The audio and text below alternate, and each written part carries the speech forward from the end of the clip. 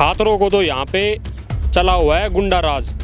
ये संघ का बोल लो या फिर आप बीजेपी का बोल लो। आपने दो नाम लिए, एक संघ लिया एक बीजेपी, दोनों अलग अलग मानते हैं। एक भर्ती होती भी नहीं है पूरी, उससे पहले दूसरे का नोटिफिकेशन आ जाता है। तो पिछली भर्ती पेंडिंग पड़ी लेकिन दूसरे का नोटिफिकेशन आ गया।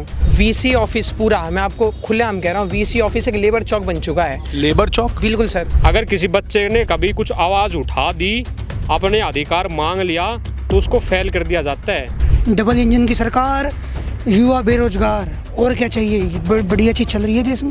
3 टाइम का खाना 150 रुपये का पड़ता है।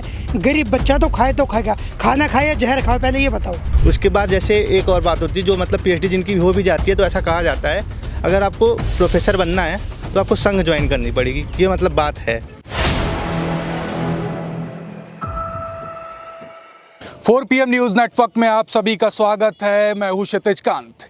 हरियाणा में जहां एक तरफ चुनाव का माहौल है, लगातार आप अलग अलग विधानसभा में क्या कुछ चल रहा है लगातार देख रहे हैं। इसी बीच हम महेंद्रगढ़ की एक यूनिवर्सिटी में आए हैं। पूरे हरियाणा की सेंट्रल यूनिवर्सिटी है ये, केंद्रीय विश्वविद्यालय। तमाम छात्र हैं हमारे साथ, तमाम समस्याएं होती हैं छात्रों को भी, इसको भी जानने आए हैं। और क्या वाकई में एक बदलाव का मूड जो हरियाणा जो बात कर रहा है, तमाम जो लोग बात कर रहे हैं, क्या वाकई में वही मूड इन छात्रों का भी है। बात यहाँ तक होती है, ये एक इंटेलेक्चुअल क्लास है, ये सब कुछ समझता है, वो कोर इशू समझता है जो आगे भविष्य में होने वाला है। बात करेंगे और समझेंगे समस्याएं क्या है और क्या वाकई में हरियाणा जो एक बदलाव की तरफ बढ़ चला है, क्या वाकई में ये भी यही सोचते हैं। शुरुआत आपसे करते हैं। नाम क्या हुआ? ऋषि नाम है मेरा। किस विभाग से हैं? LLB से। इंटेलेक्चुअल क्लास से हमारी बात करने की ये भी वजह है क्योंकि भविष्य पे सोचते भी हैं, आगे भविष्य में क्या सोचते हैं, क्या कुछ होना चाहिए छात्रों के लिए। और पिछले 10 साल में क्या हुआ? देखा जाए जी, पिछले 10 सालों में तो यहाँ पे तो कुछ सुविधा या फिर कुछ हुआ नहीं है छात्रों के प्रति। छात्रों को तो यहाँ पे चला हुआ है गुंडा राज। ये संघ का बोल लो या फिर आप बीजेपी का बोल लो। हम तो सबसे पहले चाहते हैं जी बदलाव, कि बीजेपी जाए और कांग्रेस आए, तभी हमारा कुछ हो सकता है, वरना हमें तो दर दर की ठोकर खानी पड़ेंगे जी। आपने दो नाम लिए, एक संघ लिया एक बीजेपी, दोनों अलग अलग मानते हैं? बिल्कुल अलग अलग नहीं मानते जी, एक ही है। जैसे डायरेक्शन ऊपर से आते हैं, वहाँ यहाँ का स्टाफ वैसे गुंडाराज चलाता है। स्टाफ? बिल्कुल स्टाफ, उनकी मर्जी होती है, उनकी मर्जी के मुताबिक तो यहाँ पे एडमिशन्स होते हैं। एडमिशन्स, अगर किसी बच्चे ने कभी कुछ आवाज़ उठा दी, अपने अधिकार मांग लिया, तो उसको फेल कर दिया जाता है। आपने स्टाफ की बात ली, मतलब मानते हैं कि संघ या भाजपा का यहाँ पर जो ऊपरी जो स्टाफ है वहाँ पर कब्जा हो चुका है? बिल्कुल कब्जा हो चुका है जी। आगे क्या देखते हैं भविष्य? ये बात मेरी कहना नहीं है, ये बात तो ये मान के चलो आप सेंट्रल यूनिवर्सिटी से बाहर आसपास के गांव हैं, अगर आप उन लोगों से बात करोगे वो लोग भी आपको बता देंगे। क्योंकि यहाँ के छात्र परेशान नहीं है, आसपास के लोगों को जो सुविधाएं दी गई थी, जो नौकरी यहाँ पे दी गई थी, वो यहाँ के संघ के आदमी और बीजेपी के आदमी के यहाँ पे आने के बाद उनको धीरे धीरे निकाल कर अपनी मर्जी के मुताबिक लोगों को यहाँ पे घुसाया गया और अपना गुंडा राज चला रहे हैं। उनके गुंडे राज की बात हो रही है। आप किस विभाग से हैं? Master of tourism. क्या लगता है बदलाव की तरफ हरियाणा बढ़ चुका है या फिर अभी भी तीसरी बार जिस तरीके से बातें कर रही है सरकार, भाजपा सरकार तीसरी बार आ रही है? नहीं, ऐसा तो कोई अब की बार संभावना नहीं है। कांग्रेस की पूरी लहर चल रही है अब की बार।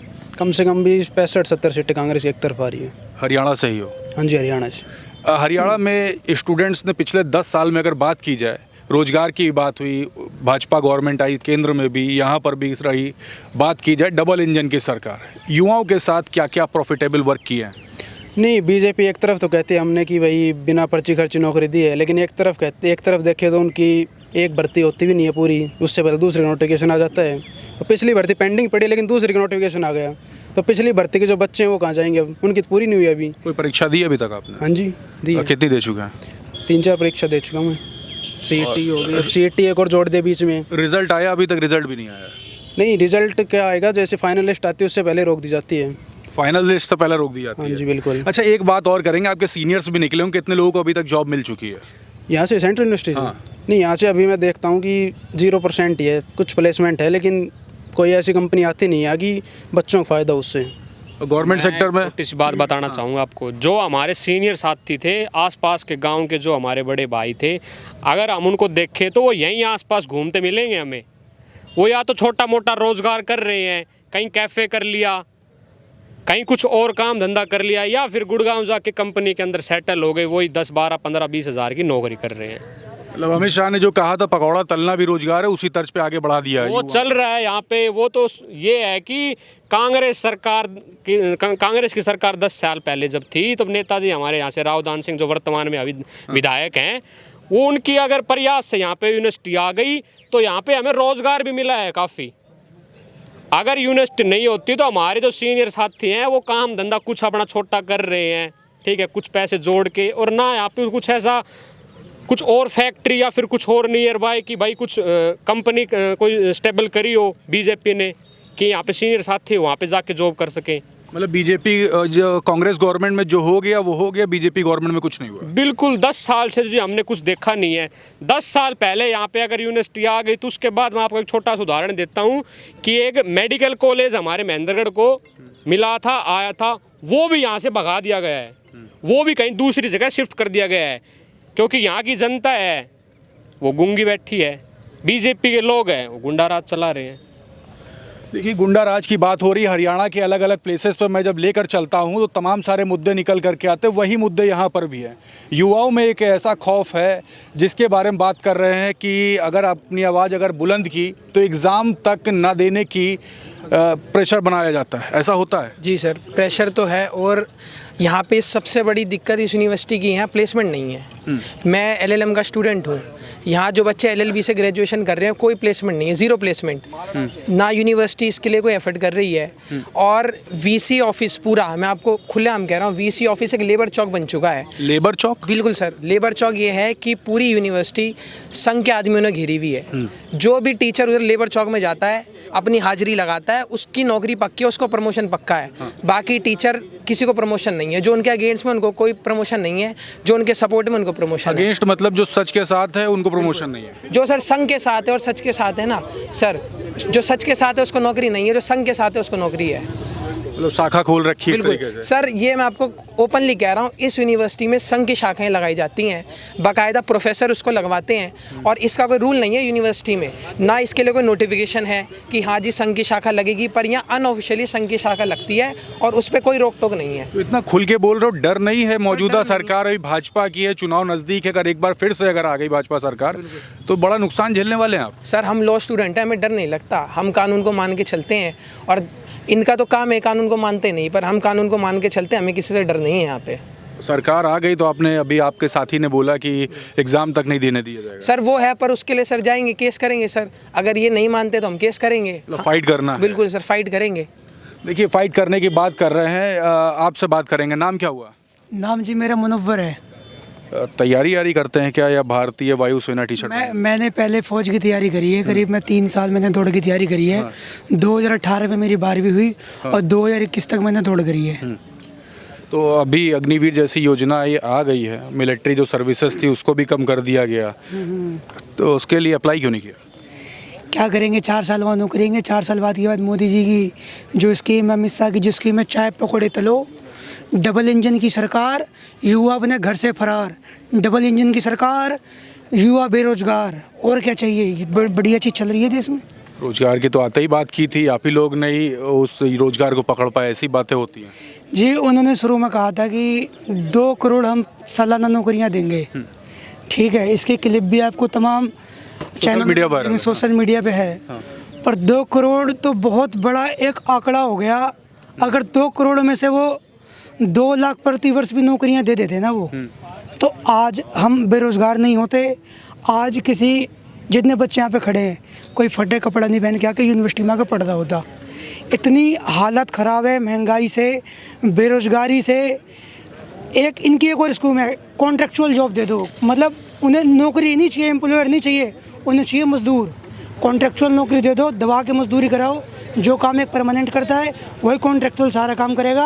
अगर वो हमारी बात सुनता है, मतलब ऐसे ऐसे बंदे हैं जो 10-10 साल 12-12 साल से कॉन्ट्रेक्चुअल है, उनकी जीविका कुछ है ही नहीं।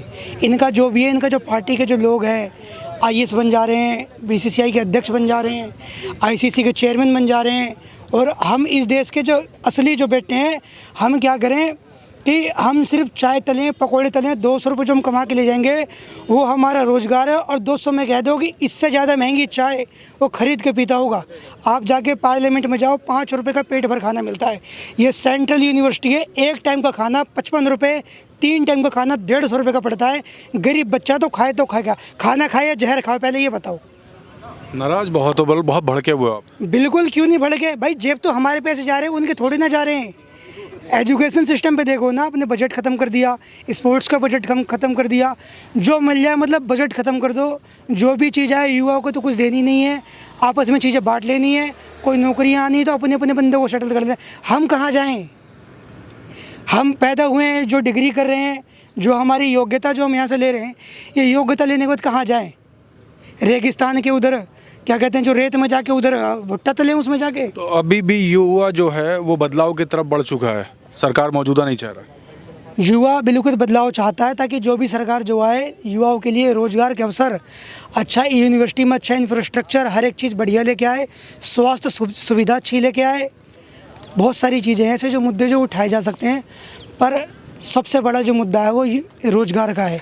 एक रोज़गार आने से नहीं, घर में पूरा घर सफल होता है, उसके पीछे का उसका पूरा परिवार खुशहाल होता है। रोज़गार की सबसे बड़ी समस्या है जो सरकार देने से कतराती है। किस विभाग से आप? जी मैं स्पोर्ट्स विभाग से हूँ। स्पोर्ट्स की आपने बात कर दी, स्पोर्ट्स को लेकर के भी बड़ा संसद भवन की बात कीजिए तो तमाम सारी बातें हुई। बजट की जब बात आई तो हरियाणा को सबसे कम मिला। यहाँ पर तमाम लोगों ने इस पे चर्चा की, आप क्या सोचते हैं? इन्होंने सबसे ज़्यादा बजट दिया गुजरात को। गुजरात का आप डाटा उठाओ, ऑनलाइन मिल जाएगा। गुजरात ने कितने ओलंपियन दिए हैं, हरियाणा ने कितने दिए हैं। गुजरात अभी 6 मेडल आए हैं ओलंपिक के, शायद 5 ओलंपिक के मेडल सिर्फ हरियाणा के हैं। सबसे ज़्यादा ओलंपिक एथलीट इसने दिए हैं।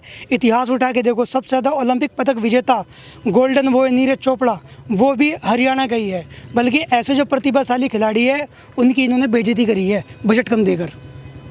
अगर आप जाकर डिटेल में देखोगे ना, तो जो फॉरेन जो कंट्री है जो विजेता है नंबर 1 2 3, उनके साथ जो टीम होती है, साइकोलॉजिस्ट होता है, फिजियोथेरेपिस्ट होता है, आप उठा के देखिए इन सभी एथलीटों के, इसमें जो कमेटी जो होती है फिजियोथेरेपिस्ट वगैरह, काउंसलर की, इनके पास इनमें से देखे ना कोई बंदा जरूर कम पाएगा। मैं स्पोर्ट्स का हूँ, मैं कह रहा हूँ खुले तौर पर, इनको पूरी चीज़ दी थी। वरना जो सिल्वर आया है वो भी गोल्ड में हो सकता था। 6 जो मेडल आए हैं वो 60 भी हो सकता है अगले 4 साल में, अगर इन्होंने स्पोर्ट्स का इंफ्रास्ट्रक्चर दे दिया तो।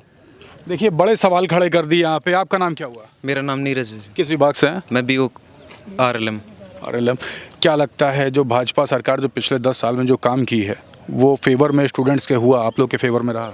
सर ये यूनिवर्सिटी कांग्रेस टाइम में आई थी, 2009 में यहाँ पे इस्टेब्लिश हुई थी। कांग्रेस टाइम में जितने डिपार्टमेंट थे उतने के उतने डिपार्टमेंट में नहीं, यहाँ पे कुछ काम होना था, ये बढ़नी थी यूनिवर्सिटी। बीजेपी राज आया तो यूनिवर्सिटी एक जगह ही स्थित है, मतलब कि उभर नहीं रही। मतलब पूरा विकास ठप हो गया? हाँ, पूरा विकास ठप हो गया। यहाँ पे सिर्फ बीजेपी की चलती है। यहाँ का VC है वो भी बीजेपी का ही है। और VC बीजेपी का? VC मतलब ये बीजेपी की चलती है, जो ऊपर से जो भी ऑर्डर आता है। बीजेपी के दबाव में है या बीजेपी का ही आदमी? नहीं, VC बीजेपी का दबाव में है या बीजेपी का आदमी, ये तो मेरे को पता नहीं। बाकी अपना जो CM था मनोहर लाल खट्टर, उनके जो रिश्तेदार ना, उनके जो PA थे या PS जो भी थे, उनके 5 कैंडिडेट अभी लगाए हैं परमानेंट। अभी 5 कैंडिडेट का कौन कौन?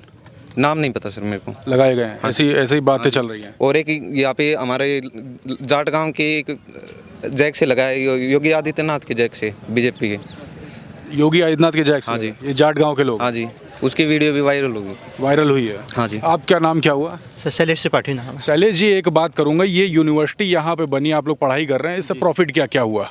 सर प्रॉफिट तो ऐसा कुछ नहीं हुआ, मतलब ये यूनिवर्सिटी 2008 से बनी थी। कांग्रेस टाइम में जितनी यूनिवर्सिटी में डेवलपमेंट हो गया, बीजेपी में उसमें कुछ एडिशनल वैल्यू ऐड नहीं किया, मतलब जो एग्जिस्टिंग सिस्टम था उसी को कंटिन्यू किया है। और इसके लिए बिल्कुल एफर्ट्स भी नहीं लगाए कि इस सिस्टम को कुछ अपडेट किया जाए, इनोवेशन किया जाए, कोई एफर्ट्स नहीं है। यहाँ पे मैं कॉमर्स का छात्र हूँ, मतलब हमारी एक प्लेसमेंट नहीं है पूरे मतलब डिपार्टमेंट में, 0 प्लेसमेंट है। इसके बाद हमारे पास ऑप्शन क्या बचता है? बच्चे मास्टर करने के बाद जाएं क्या? पकौड़े तलें? नहीं, मतलब जो और बच्चे पढ़ना चाहते हैं PhD की तैयारी करते हैं। PhD में सर अभी जून में पेपर लीक हो गया, ठीक है, अभी फिर उसका री एग्ज़ाम चल रहा है।